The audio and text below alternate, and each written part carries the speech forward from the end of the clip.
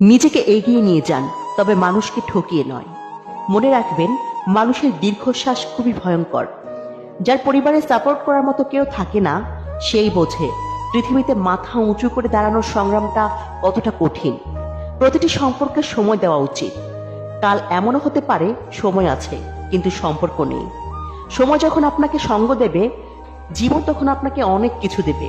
আর সময় যখন আপনার সঙ্গ ছেড়ে দেবে, আপনি তখন অসহায় ও দিশেহারা হয়ে পড়বেন।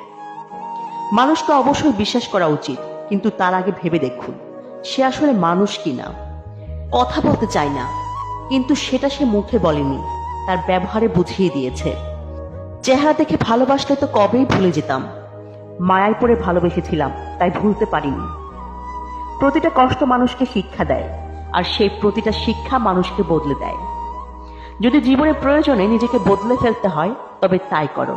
হয়তো কিছুটা কষ্ট হবে, তবুও যে তোমার মূল্য বোঝে না তার অপেক্ষায় থেকো না।